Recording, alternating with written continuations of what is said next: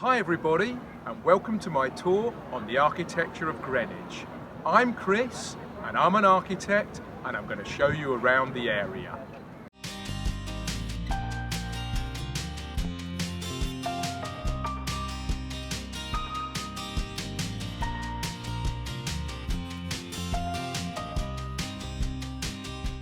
Greenwich, which is a UNESCO World Heritage Site, takes its name from Green Port, as there's been a port here since Roman times. And the first reference we can see to the area's maritime history is right here behind us, the Cutty Sark. This 19th century tea clipper dates back to the Industrial Revolution and the British Empire. Sailing all over the globe, this 65-metre long ship was the fastest of its time, and it was the first to bring tea back in a race from Shanghai.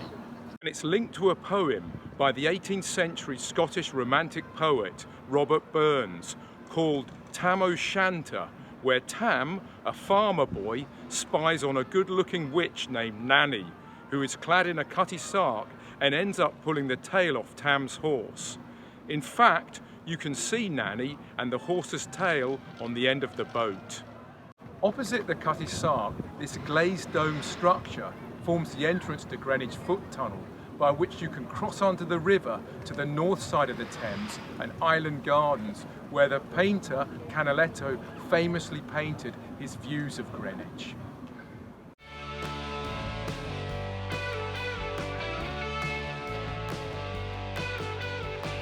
We're now standing in one of the most important sites in Greenwich that's layered in history. In fact, if we look down, we can see a plaque commemorating the birth of Henry VIII. I'm not sure if Elizabeth of York gave birth to Henry on this exact spot, but somewhere in the vicinity at least. Back in the 15th and 16th centuries, there was a large rambling Tudor palace in this location, known, rather unfortunately, as the Palace of Placentia. Henry's daughters, Mary and Elizabeth, were also born here. The architecture would have been in the Tudor style, peculiar to the country. Castellated red brick walls, large chimneys and flattened arches, similar to that of Hampton Court or St James Palace. Today, only the foundations of the palace remain.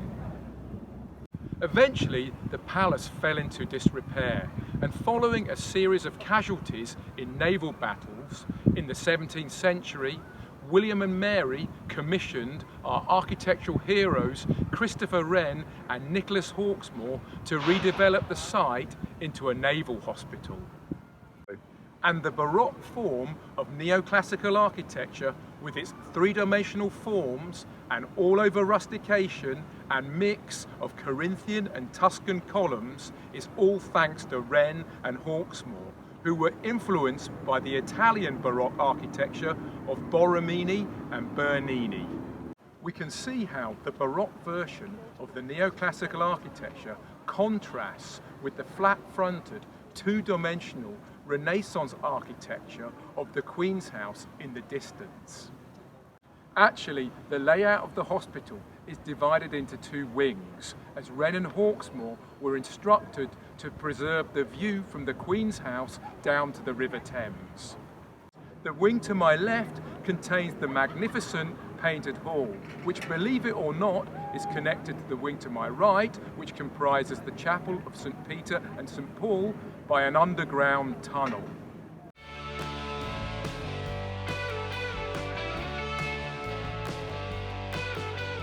We've come into the foyer of the painted hall wing, and we can see a pen and ink drawing of the old Greenwich complex. The Royal Naval College, separated into two wings, the Queen's House, and the third important building that we'll discuss in more detail later, the Royal Observatory. Before we go into the painted hall, it's interesting to see, if we look down below ground level, we can see remains of the old Tudor palace in the form of foundation stones and bee holes that were located in the palace cellar. The painted hall is pretty amazing, and it took the artist James Thornhill 19 years to paint it, who, by the way, also painted the inside of the dome of St Paul's Cathedral. Painted as a celebration of the Hanoverian accession to the throne when Britain was becoming the prominent power in Europe, the ceiling displays scenes of royalty, science and naval successes. It also makes reference to the different continents of Europe, Asia, America and Africa. You can also make out that the artist has included a portrait of himself, holding his hand out as he's yet to be paid for all his hard work. The painted hall is also where the body of Nelson lay in state as he'd been transported back to the country in a barrel of rum, following his death at the Battle of Trafalgar. Okay, so we're just about to walk down the passage connecting the painted hall with the chapel on the other side.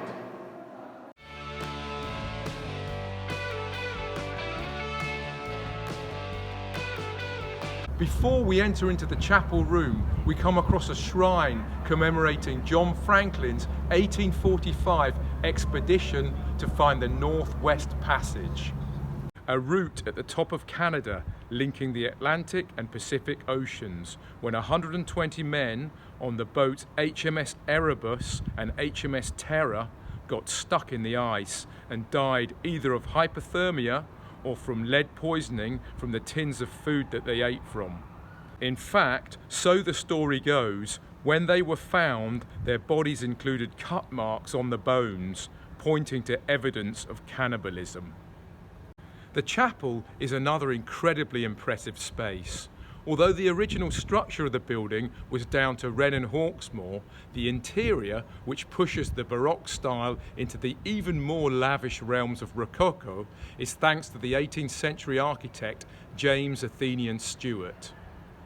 All around us we can see references to naval imagery, from the waved-shaped brackets to shells and the pattern of a ship's anchor in the middle of the floor, and a rope that runs along the edge of the pews, which is the exact diameter of an anchor cable. The space includes another fabulous ceiling with neoclassical squares and octagons and a light blue and cream Wedgwood-inspired colour scheme. On the end wall behind the altar, which by the way appeared in one of my favourite films, 4 Weddings and a Funeral, is the Benjamin West painting The Preservation of St. Paul, where St. Paul survives both a shipwreck and a viper's bite.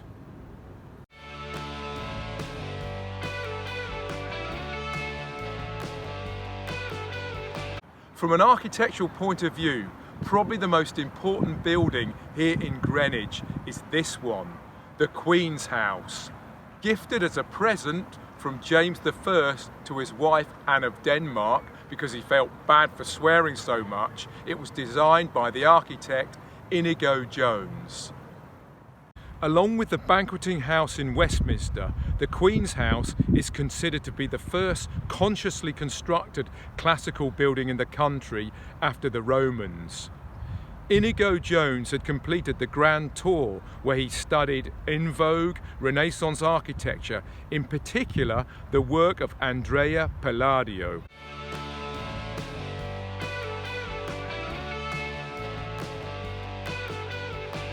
Of course, you can't come to Greenwich without talking about the thing that makes it most famous, the prime meridian, or 0 degrees longitude, or in other words, where time is measured from.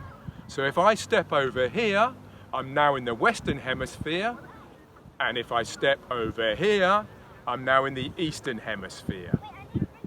Starting with the Royal Observatory, at a time of great thinking with scientists such as Isaac Newton and Robert Hooke, ultimately it was Charles II's love of science that resulted in the founding of the Royal Observatory. The observatory was named Flamsteed House after the Astronomer Royal and was designed by none other than, you guessed it, Christopher Wren. And as well as studying the moon and the stars, it was built in part to improve navigation at sea and help to find accurate measurements of longitude. Designing a clock that was accurate enough to keep accurate time at sea was the problem. And it wasn't solved until the 18th century when John Harrison, a Yorkshire carpenter, claimed £20,000 of competition prize money through the invention of his famous H4 chronometer. Finally, we've made it to the top of Greenwich Hill with one of the best views of London's skyline.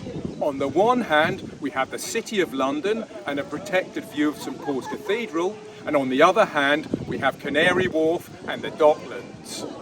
It also seems like a good place to end the tour. But before we go back down the hill and explore one of Greenwich's fantastic pubs, just to say, if you have enjoyed the tour, do please leave a like, or better still, subscribe, and I'll see you on the next tour.